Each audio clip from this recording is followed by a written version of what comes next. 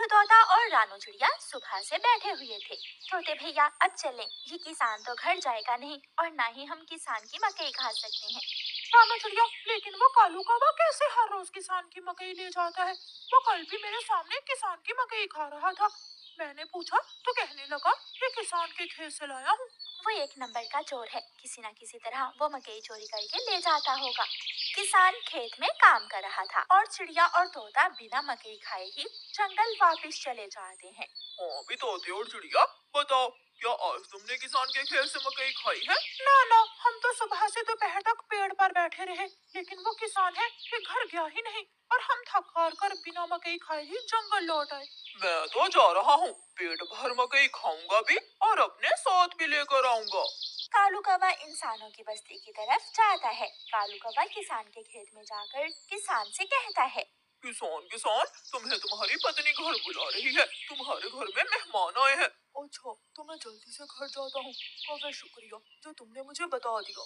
किसान अपने घर चला जाता है और कौवा मजे मजे से किसान के खेत से मकई खाने लगता है। नहीं, मैंने तो आपको नहीं बुलाया। क्या मेहमान नहीं आए थे? तो फिर उस काले कौवे ने मुझसे झूठ क्यों बोला? कौवा झूठा है, मैंने तो उसे नहीं भेजा।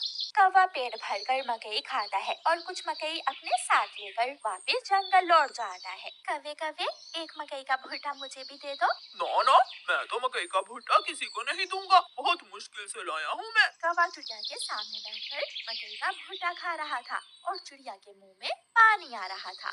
दूसरे दिन कौवा फिर से किसान के खेत में जाता है और किसान से कहता है, किसान किसान, मैं अभी अभी तुम्हारे घर से आया हूँ, तुम्हारे बेटे को तेज बुखार है, जल्दी से घर जाओ। कौवे की बात सुनकर किसान घबरा जाता है और कुछ सोचे बिना अपने घर भाग जाता है और कौवा मजे से मकई खाने लगता है।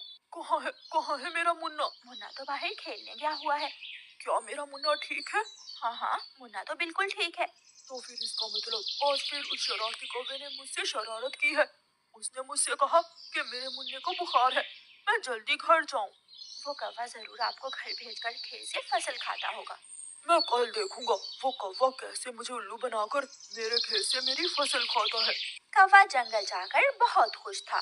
वो जो मकई अपने साथ लाया था वो तोते और कबूतर के सामने बैठकर खाता है।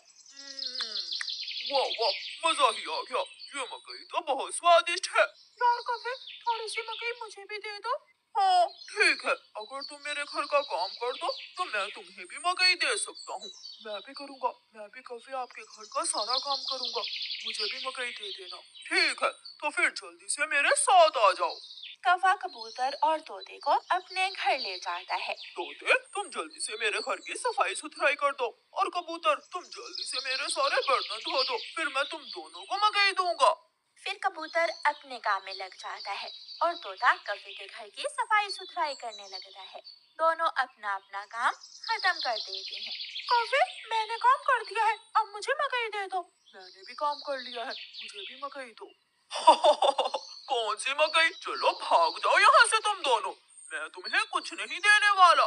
तुम धोखेबाज हो, तुमने धोखे से हमसे अपना काम करवाया और अब हमें भूखे ही भेज रहे हो। कबूतर और तोता वहाँ से चले जाते हैं। कौवा हर रोज की तरह अगले दिन भी किसान को पागल बनाने के लिए किसान के खेत में चला जाता है। कौवा किसान के पास जाता है और किसान से कहता है, किसान किसान, मैं अभी अभी देख कर आया हूँ, तुम्हारी गाय जंगल की तरफ जा रही है, शायद उसकी रस्सी टूट गई होगी। मेरी गाय को तो शेर खा जाएगा। कौवे, मैं जल्दी से जाकर अपनी गाय को बचाता हूँ। किसान वहाँ से जाता है, लेकिन आज किसान थोड़ी दूर जाकर पेड़ के पीछे छुप जाता है। कौवा किसान के खेत में जाकर मकई खाने लगता है। तो ये कौवे का बच्चा इसलिए मुझे हर रोज किसी न किसी तरह खेत से भेज देता है। जब तक मेरे पास बड़ा दिमाग है, मुझे किसान की फसल खाने से कोई नहीं रोक सकता। किसान के पास बंदूक थी। किसान बंदूक चलाता है और गोली सीधी जाकर कौवे की टांग पर लगती है। कौवा बहुत मुश्किल से वहाँ से भागता है और किसी न किसी तरह अपने जंगल वापस पहुँच जाता है। वो अपने घर के बाहर आकर गिर जाता है। हाय, मर गया, मर गया।